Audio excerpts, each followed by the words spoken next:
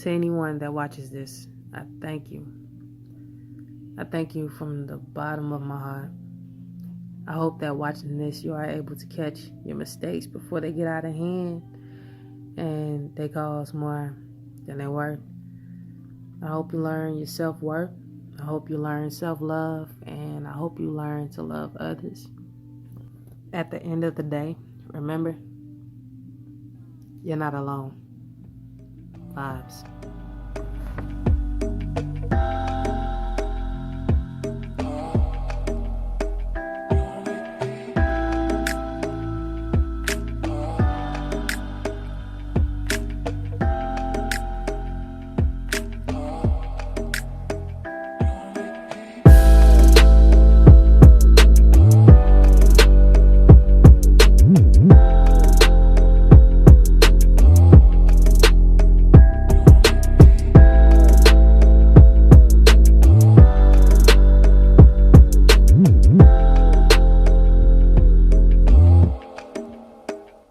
My story all started back in childhood from a lack of self-love that I received from my dad.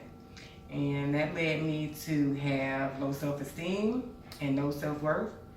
So I spent my whole life searching for love that I never got from my dad.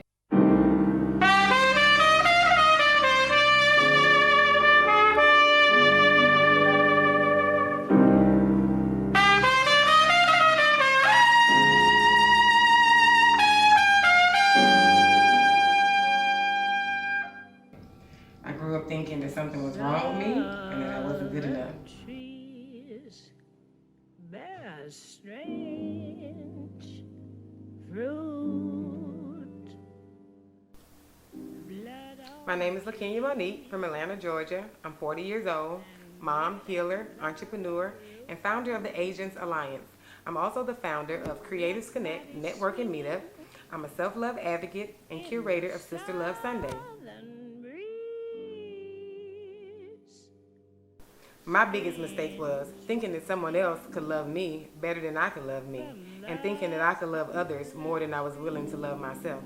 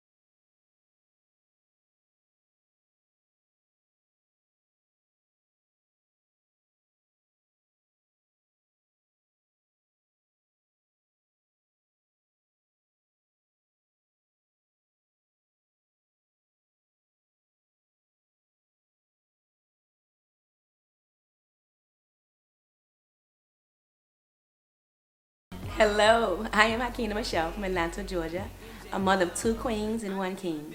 I am 43 years old. I am an entrepreneur, a speaker, success coach, and founder of Every Girl's a Legacy Academy. I am the CEO of Hakina Michelle LLC. I am the author and creator of the upcoming movement, Wounded Mothers and Wounded Daughters, a generational legacy that's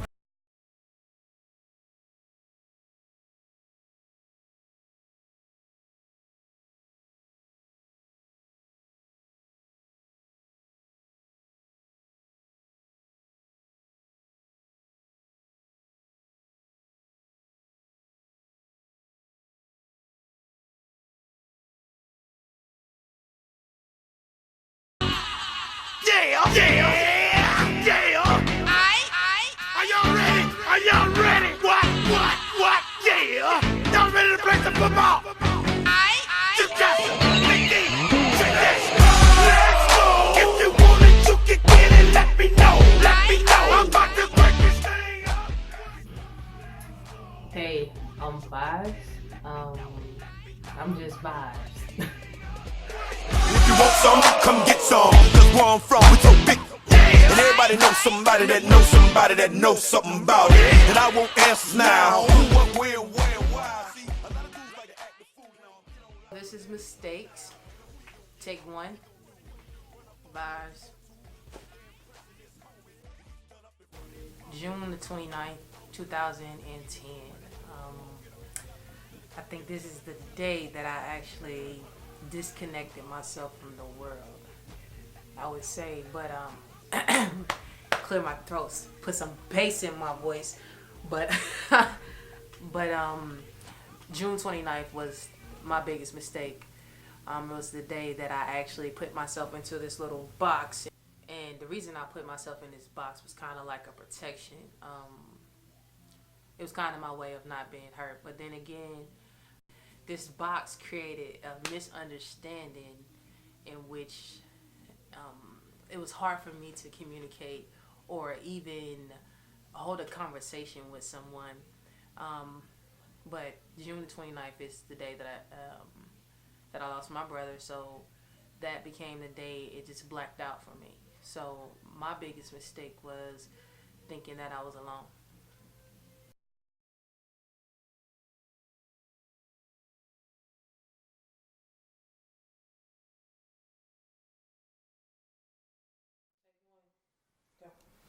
Well, my story began with a lack of love and from an absent father, which led me to have low self-esteem and no self-worth.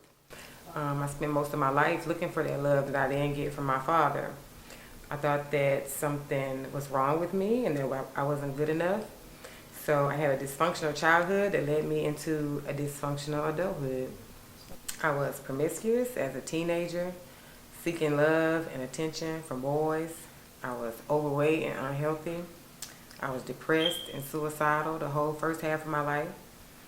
I was raped when I was 17, and someone that I called a friend watched the whole thing happen.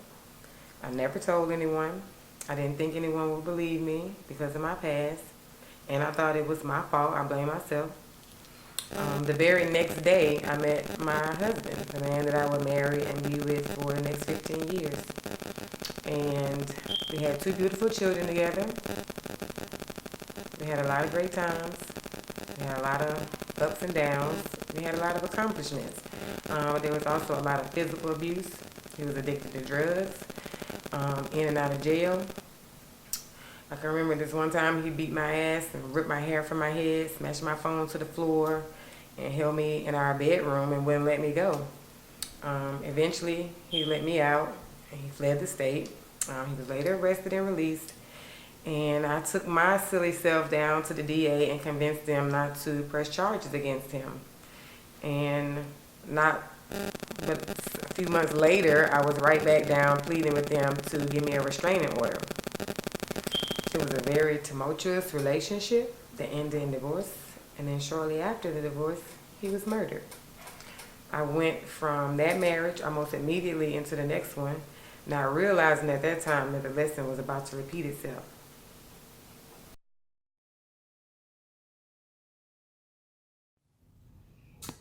Where do I begin? Let's see. I think I have been giving my power away all my life. Like, really, I would say probably from childhood. When I was young, I was probably considered what they call a thug nerd. I grew up in an environment where it wasn't violent, but we, in Atlanta, what we call it, what does I say? We don't mind putting a pause on me. So I grew up in that kind of environment, but I, as a child, loved things like quantum physics, astrophysics. I love anything that's science.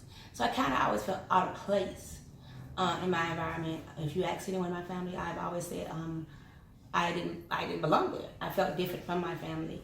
I just knew there was something about me that made me feel like I loved them and they loved me, but I didn't belong there. And as I've gotten older, I realized that my power is connected to that. As a young kid, I love to help people. I love to just love. And being that type of person, it put me in situations to where I gave my power, I gave my love to people. Not necessarily to always get it back, but just to want to heal, want to allow people to know their love and to know their gifts. And For sometimes you find yourself in situations where I now know there are people in this world who are takers. And growing up in my life, I didn't really understand that. And that has put me in so many situations that gave my power away. Since I've been doing music, I've had the same goal since then, which is to save a life, to touch a life, to inspire the uninspired, to try to motivate anybody that needs motivation. That's just who I am. My spiral started June the 29th, 2010. It's like that day, everything didn't make sense, I would say. How do you explain to a child that has never been hurt or experienced that type of hurt to deal with it, if that makes sense? Meaning, don't get me wrong, I've been hurt. You know, as a child, we get hurt. That's how it is. You run, you fall over something, you know, get back up. But how do you really explain to someone how to deal with hurt that they've never ever felt? And I think that's where my spiral came, because dealing with death is something I never experienced. So my first instinct was to run. So with this running, I can say I placed everybody in this little box, in this little same circle, saying like everybody's the same. What I didn't realize is that I was actually damaging myself and hurting others, not intentionally, but it was kind of like a protection mechanism I had for myself to try to keep myself safe, where he's like, nah. But I grew up with loving parents, loving household, and to experience something like that, it does shake your world up. It turns you into something you can't explain. It's like it's a hurt that you can't explain, in which mentally it can cause you to disconnect from the world, I would say. And I think that's where mine came in. I lost myself for a moment because it was a disbelief. I didn't know how to treat it, how to tend to it, how to correct it, because I've never felt that type of hurt. It's a hurt that you can't even reach inside yourself and grab and pull out and be like, here you go, look, this is how you solve this problem here. It's something that you have to fix yourself on. It's actually 7 years later and I'm still fumbling, but I'm getting on the right path, so that's all that matters. But the question I'm trying to answer, I would say, is how do you tell someone that's never hurt as bad as like that hurt? How do you tell them to deal with it? So it's like you can't. Honestly, you can't.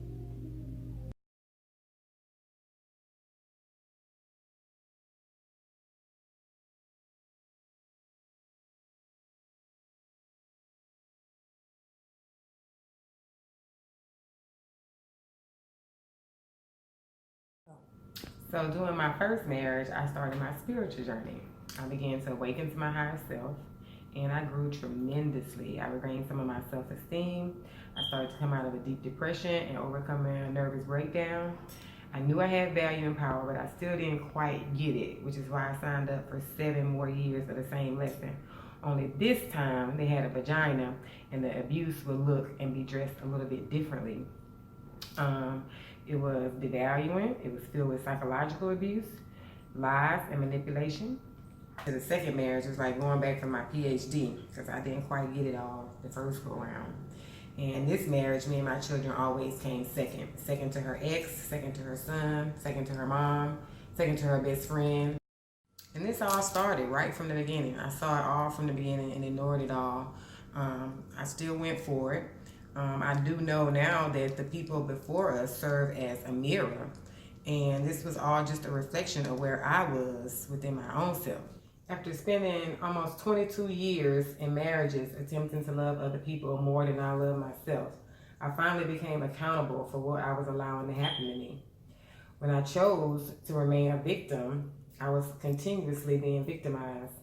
And as I continued to grow spiritually, I began to understand things differently. And I began to behave differently.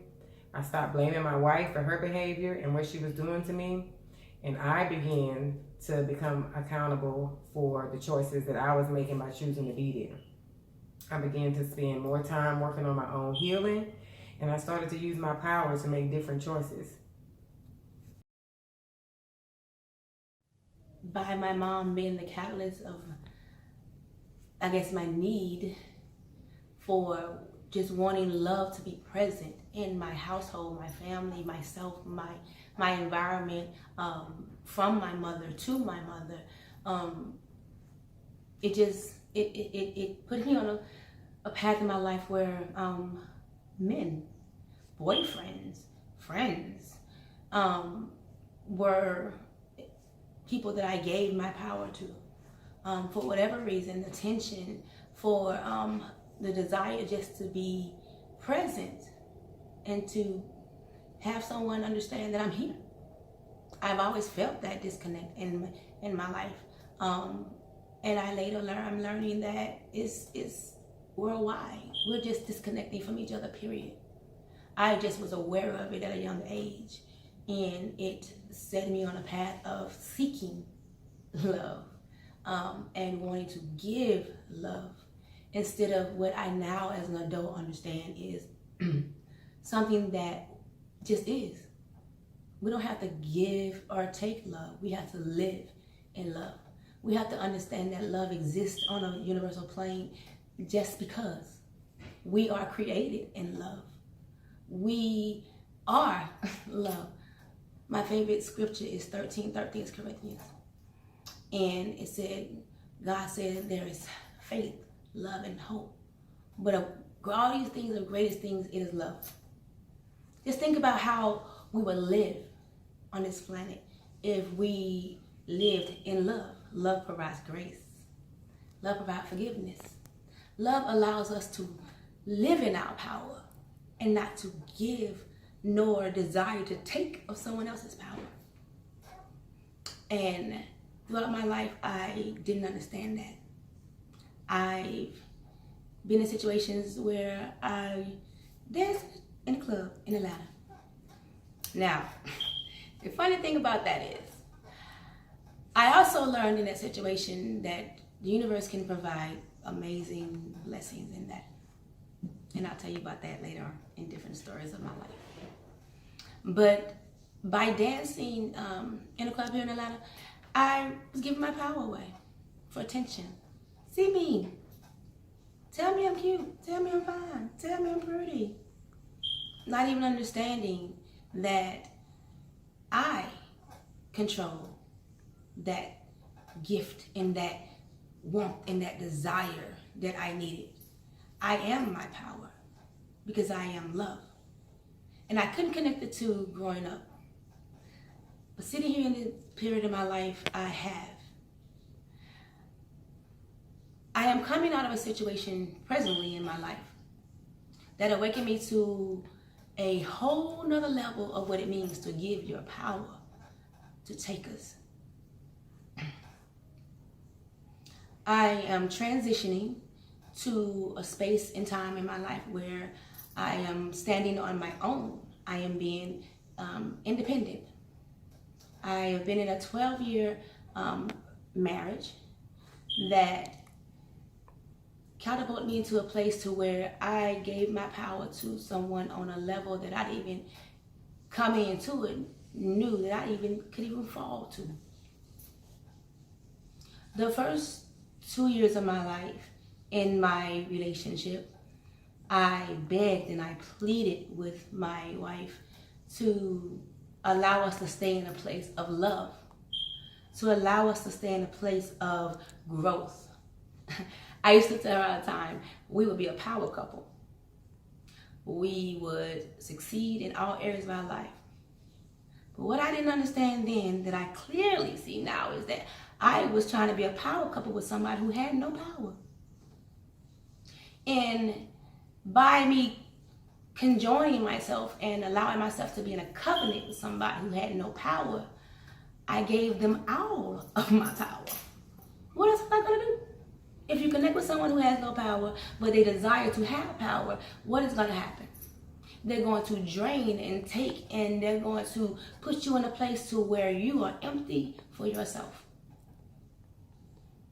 I didn't see that then. I saw us being this amazing, wonderful couple, and everybody loved us. And on the scene in our community, in our gay community, we are known as a great couple. Little did people understand. Behind closed doors, I was feeding and feeding and feeding and feeding into a relationship that took everything that I had. I was feeding into someone who needed their voice filled on levels that I was unable to feel, because I don't have what it takes to feel someone else's voice, because that's not our issue, nor our problem. So what happens when you put in a situation with an individual and you have to fill all of their voice with something that you were never designed to give them in the first place? You become drained and empty and a shell of a person. And that is what I was. I think from 2008 to probably 2017, I have walked around this beautiful woman. No one ever believes I'm my age. No one ever believes that I am probably sad. I am very good at making sure that people see me as this wonderful person. And I am. Don't get me wrong, I am beautiful inside as well as outside. But I didn't feel that way inside. I made sure I was a good mom, because at that time, that's where my strength came from. My kids are my miracles. They are my greatest blessings. So no matter what I have to pull from, I'm always going to be present in their life. And I made sure I was at every basketball game, at every parents meeting, at every PTA. I didn't miss a beat. If anybody tell you they know me, they know I love my kids. I'm going to be present in my kids' life. Present in my kids' life. Remember that. Because I showed up in the physical, but I really had nothing in the emotional. Because when we left those basketball games and we left those planes rides and those trips here and those trips there that you may see out on my social media, I got home and I sat in my closet. I have a big old closet. And I was sitting down. And that went from sitting down, from meditating at one point, to crying, to laying there just not even being able to move. And when it was time to get up and go out and perform, I did what I had to do, and I did it. And I came home, and I went to my closet, and I closed my door. And that was my night. Until I was so drained, I would get into bed, because I didn't want to get into bed with the person I was married to, because they never had time. They were always tired, always whatever it was. Because at that point, I had nothing to give them. My power was gone. I had given them all of my power. So I was really no use to them at that point. So I sat powerless, showing up when I needed to, looking the way I needed to, feeling the way I needed to, not understanding the transition that was happening, not only with my mind, my spirit. And if you knew me then and you know me now, then you would definitely know my body. I lost 23 pounds in a month and a half. I was draining myself. Because keep in mind, I am in a relationship. I'm married. I'm a mom. So I gotta make sure everybody's happy. Isn't that what mommies do? Doesn't mommy still have to take care of her house? Doesn't mommy still have to be mommy and be wife? So got to a point to where didn't even want to clean up no more. When cleaning up was my joy. I cleaned up for fun. Didn't want to do that. Didn't even feel like cooking.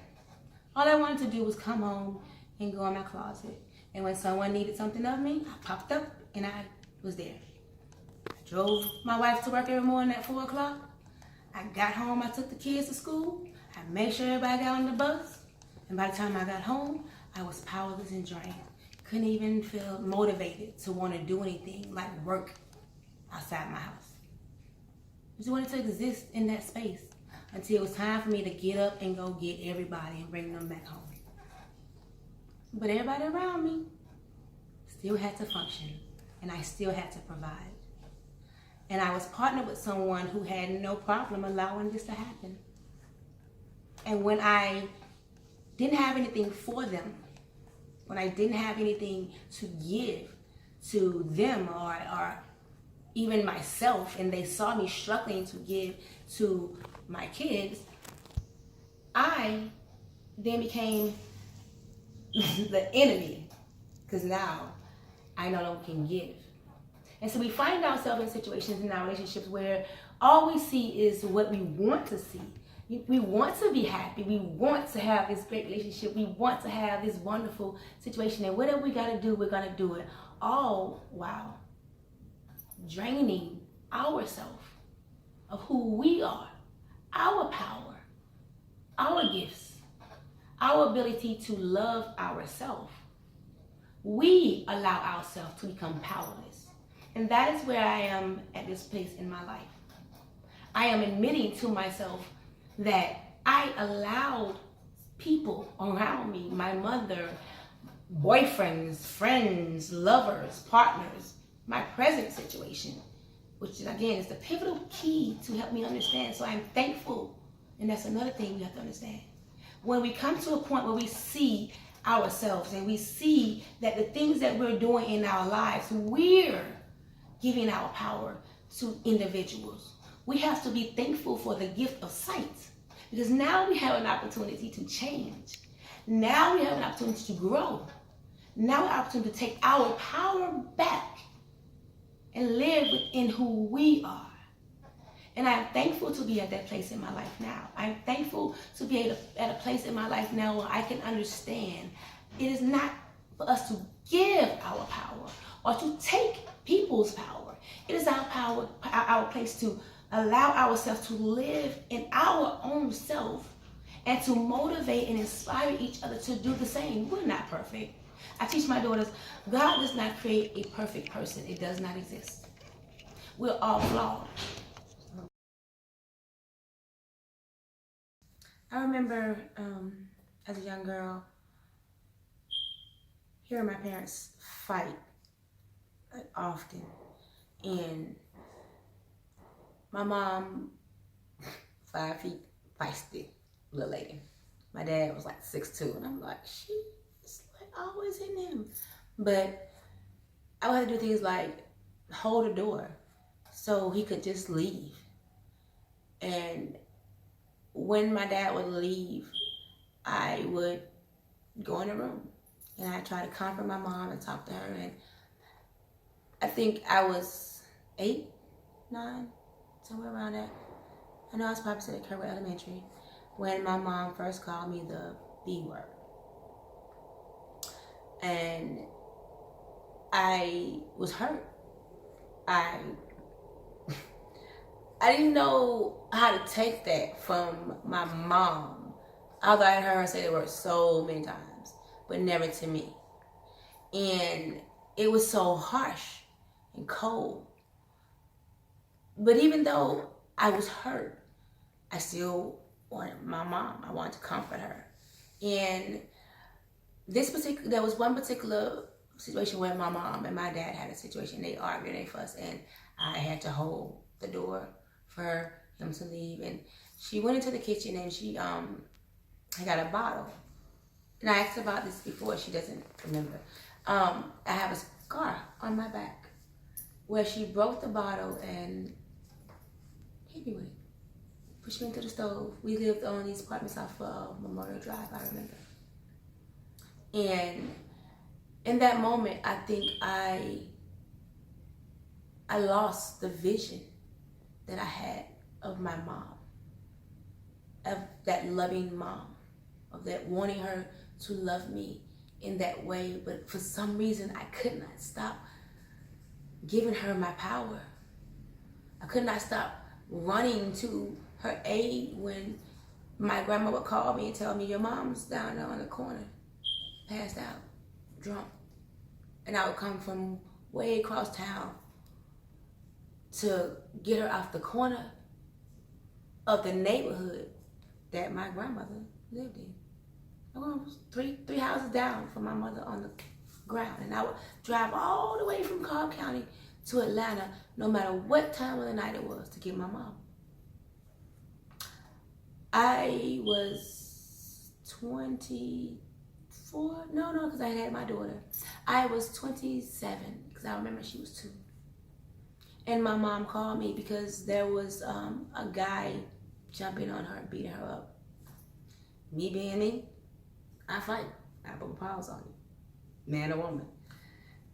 And I rushed over, saving my mom, giving my power.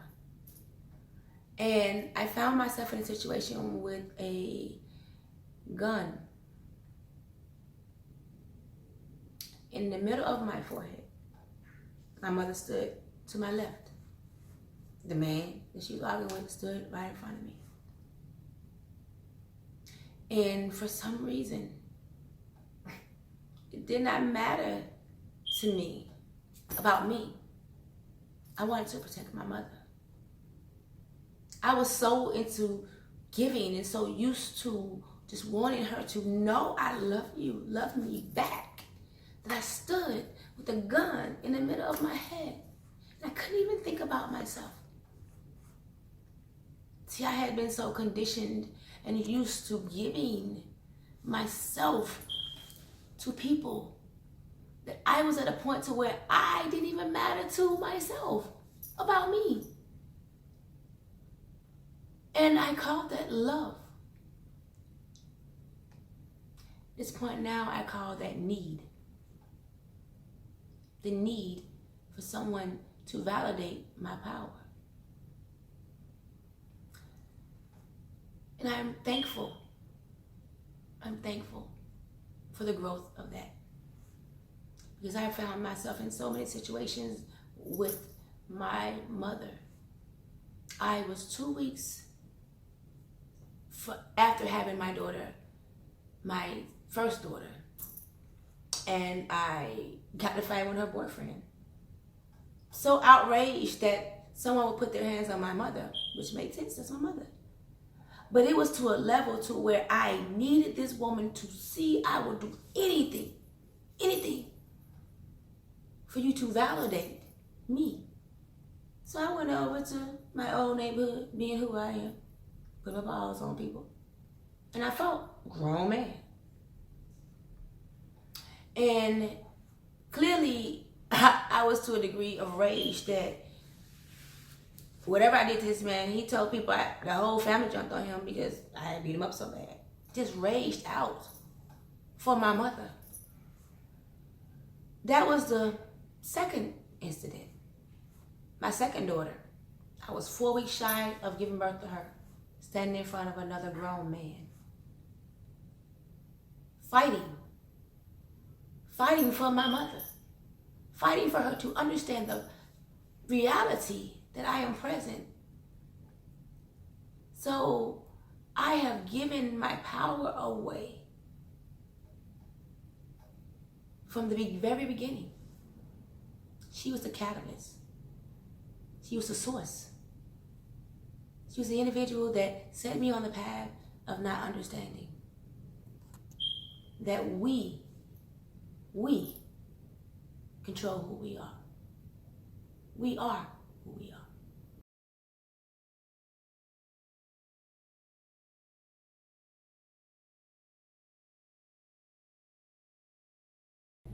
So, like, June 29, 2010, real talk, it struck fear in me because it showed me a part of life that I didn't want to see or I never experienced, I would say. Because it shows you that death is really real. Like, it's really real. No matter how hard you try to fight it, you can't fight it. Like, I used to beat myself up all the time because I'll be like, I could have saved him. I could have did this and I could have did that. I could have did this and I could have did that. But in reality, it's really nothing I could have done that could have saved him. So I think that's where the killing part comes in, because it's like, dang, if only I would have, if the what ifs comes in. I said a what if killed you, but what I can say though is that it made me stronger as a person, as who I am. So I am blessed to say that. For a moment, I viewed everybody as a monster. I looked and I was like, they may be just like him. So that caused me to lose some good people, but then it also saved my life in a couple situations where I failed. But at the end of the day, what I did was I tried to take that situation and bring the positive out of it. I tried to see the bright side, even to this day I still can't understand why. I still try to reach deep inside and say why. And it actually took a close friend of mine to make me wake up and realize, like, wait a minute, I'm not the only one going through this, because I have a friend, she's actually an artist as well.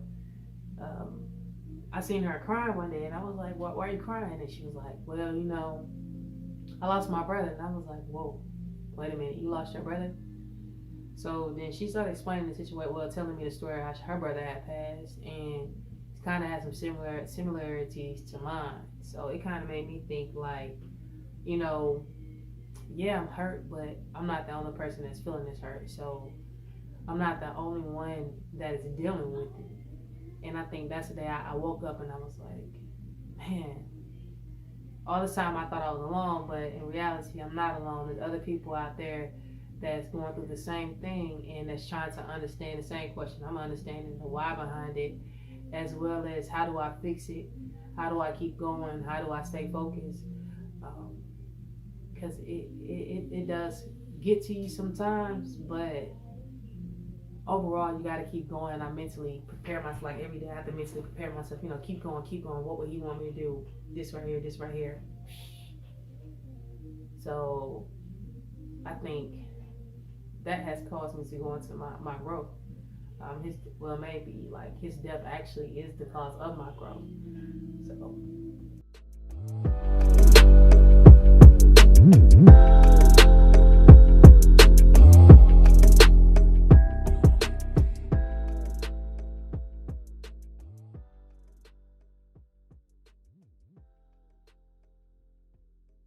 I finally made the decision to stop. I took my life into my own hands and stopped lying to myself. I took control of my own life. I've been using my power to create my own narrative. I'm consistently putting in the work to heal, to love myself better. I took all that love that I was sending out to my spouses and began pouring it into me and my children. I've been single now for the first time in 23 years. At one point, I was afraid to be alone because I didn't want to be by myself. But today, I wholeheartedly enjoy me. I accept me. I love me. I don't need to be in a relationship. I don't have a problem expressing myself and my truth. I don't give a damn what anybody thinks of me. I don't need anyone to validate me. I'm whole all by myself. I use my power every day to create the life that I want. I've been holding myself accountable for what's happening in my life. And it's like the heavens have opened up to me. So many great opportunities are before me. The universe is truly pouring into me the way that I've been pouring into myself. I have joy in my heart. I still love love. I forgive myself. I'm not bitter. I don't have any regrets because all my experiences have taught me and led me to today. And sometimes I can barely even recognize the old Kenya when she tries to show up. So life is good. Life hasn't always been good, but life is definitely good right now. And I hope this helps somebody. And if I can leave one piece of advice, it would be to stop searching outside of yourself for love and happiness or any type of fulfillment, because everything that you need to change you and your narrative truly resides within you. And you have the power to change it. I have no regrets because all of these experiences have led me to where I am today. I have so many opportunities before me. It's like the heavens have opened up for me and the universe is pouring into me like I've been pouring into myself. I have joy in my heart. I still love love. I forgive myself. I'm not bitter. And sometimes I don't even recognize the old Kenya when she tries to creep in. I really hope this helps somebody else. And if I could leave one piece of advice, it would be to stop searching outside of yourself for love and happiness or fulfillment, because everything that you truly need to change your life resides within inside of you. And that's my story. And growth is where I am right now. I'm growing in my spirit. I'm growing in my mind. I'm growing in this experience that I've gone through. I am learning to love my mother. I said a few years ago, I am actually thankful. I'm thankful that my mom decided to not be my mother because she didn't have the things that I needed. I was blessed to have mentors along the way. I've never been without what I call angels. I've had wonderful women in my life that's taught me self-esteem, integrity, character, morals, and values. My first mother-in-law, beautiful spirit, beautiful woman inside and out. My high school boyfriend's mom, who's recently passed away, I don't know who I would have been without her. So although I gave my power to people throughout my life, there was a section of my life where God was constantly giving me that power back through the teachings and the blessings of the people that were set along the path. Now I'm at a point to where I'm mature enough. Now when I say mature enough, I mean intellectually, I mean spiritually, I mean physically within myself to understand what all this was about. Everything that we go through in our lives, we think they're mistakes. My grandfather said there's a lesson and blessing in everything that you do.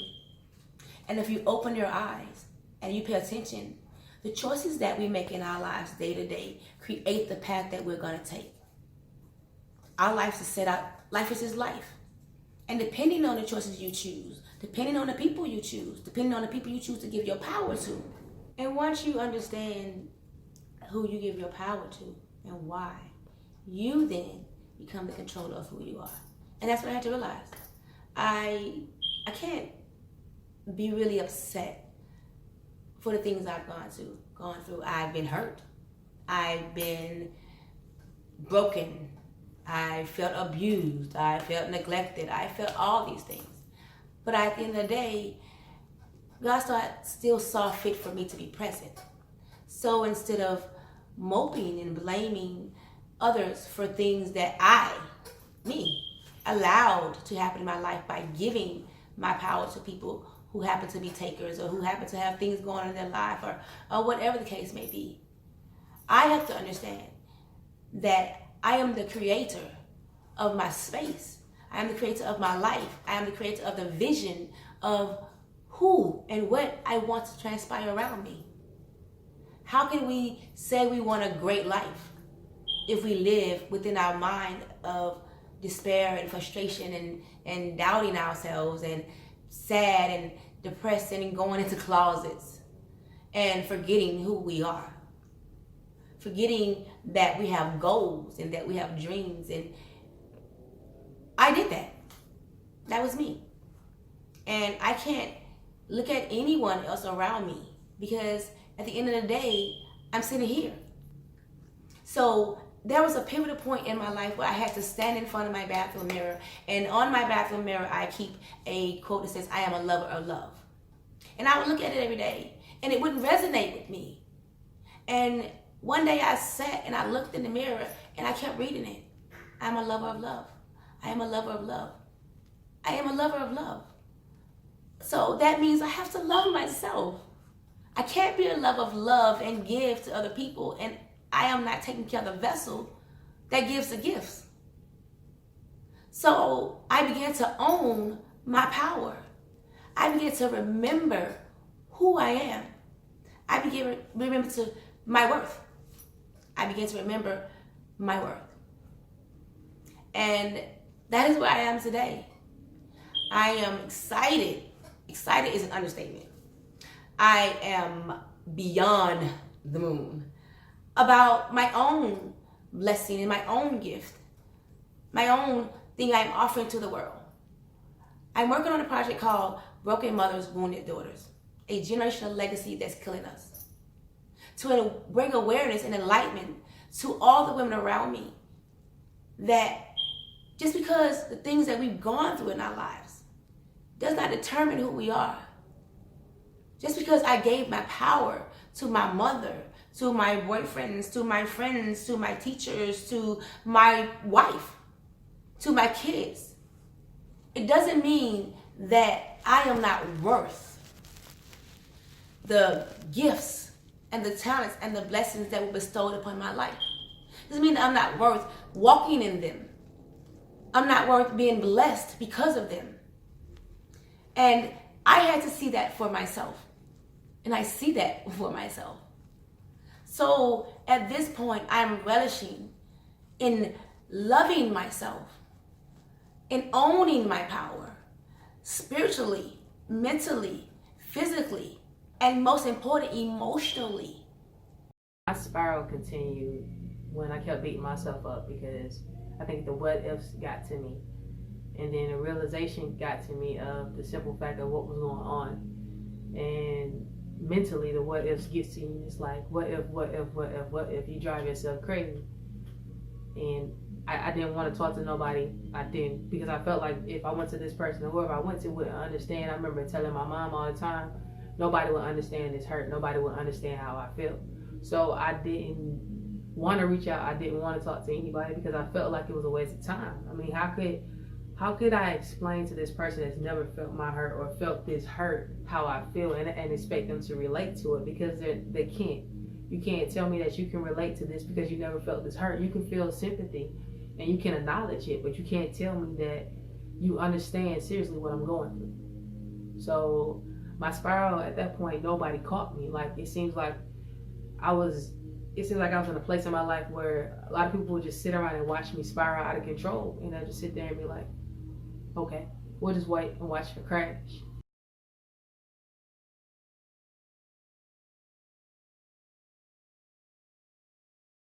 That's what kept my spiral, because you always have in your mind, like, how can this person understand me if they've never been in this situation and they don't know how did this feel? I can talk to them all day long, but they'll never get me or understand me. So I got in that predicament, and I stayed in that predicament, and it kind of just made me disconnect from everybody, because I'm like, nobody will know how I feel, so why bother? And then that's when Red came along. I think that kind of softened me up, because when she told me her story about her brother, and I'm looking like, man, this girl is dealing with this, she's still able to continue on with her life and be happy and smile every day and keep going. And I'm like, man, I wish I would have known her 2 years ago or a year ago, because at that moment, maybe I wouldn't be in the situation I'm in right now, or maybe I wouldn't have made some of the crazy mistakes I made, or maybe I wouldn't have done some of the things that I did if I would have known what I knew now. So my biggest mistake came in just thinking I was alone and not reaching out to try to find people that's like-minded or that's doing the same thing, so we can actually speak about it and heal. And that's actually what I'm doing right now. I've created this documentary hoping to reach out to someone, hoping that somebody that's feeling the same way it can knock on it and be like, man, I feel the same way. So what can we do to help create a more positive mindset on someone that has lost somebody and don't know how to deal with it? There's a lot of people that still don't know how to deal with death. Me, one, I'm still guilty of it. I'm not perfect, not trying to play as being perfect, but it's still something that I'm learning to do, and reaching out to like-minded individuals so far has helped me, because I know I listen to their stories and they tell me how they cope with it, and I'm like, oh, okay, let me try this. So far it's working, and I'm on the grace of God, I'm standing in, I'm still going. So I'm like, man, I can't do nothing but smile. But I hope that somebody watching this will really listen to something that's been said and be like, hey, I'm in this situation, and catch it before it starts. Because if you simply don't learn from a mistake by doing it and recreating it yourself, learn from a mistake by somebody else's. It just makes sense. Like, okay, somebody that's doing it, learn by their mistakes. Ask them, reach out to them. Okay, so you dealt with the situation. How did you deal with it? What worked for you and what didn't work for you? Try what works for them. I'm not saying everybody's the same. Try both of them. If the other one works for you, then that's perfectly fine. But my biggest mistake, honestly, was thinking that I was alone. And I do feel like that caused me to put myself in a box where I was alone. And communication, just out the window. I didn't trust nobody, like nothing, like period. But I really, truly hope that someone watches this and be like, you know what, I felt the same way. And I mean, if you got some advice, give it back to me. We got the links above. Click on it, send it. I would love to hear it, because everybody's still looking for an answer, honestly. And I'm still searching for a couple answers, but I'm gonna keep going till I find them. So that's just who I am. But I do want anyone that's dealing with the death, or anyone that's going through something tough and emotional, I do want you to understand that you're not alone. And somebody going through it too. You just got people out there that got shields on. They're real tough, and you'll never know. You look at them, you'll never think they're going through it. And the Red story I shared with you is one of them, because I would never think she was going through anything. But to actually sit down and talk to her, you like, man, she's going through a lot. So that shows strength. But at the end of the day, don't let your past make you. Learn from your mistakes, learn from others' mistakes, and keep going and keep your head up and understand nobody is perfect. Vibes. In 2018, I now have taken the time to sit down and understand myself and understand my hurt. And I use my learnings and my hurt to share my story with others to hopefully help someone else that's dealing with the same thing. I hope my story or any of these stories helps anyone. I've learned to take my hurt and everything I feel and turn it into a gift. And that gift is to speak it to somebody else and allow them to understand that they're not alone. And to be like, hey, everything's okay. This war in my mind, I can't seem to end. God, you please help me, I just want friends. Going to a place only I'll ever know. Gun into my face and I viewed it fall to you. What am I doing? I'm only human. What am I doing? I'm only human.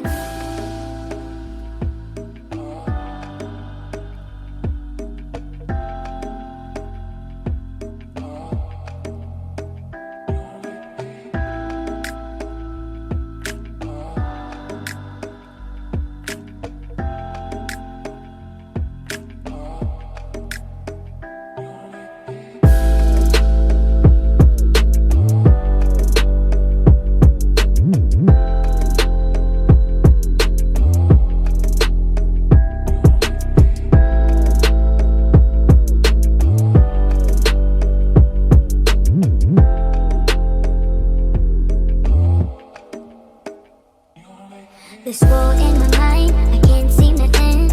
God, you please help me, I just want friends. Going to a place only I'll ever know. Gun into my face and I viewed it fall to you. What am I doing? I'm only human. What am I doing? I'm only human.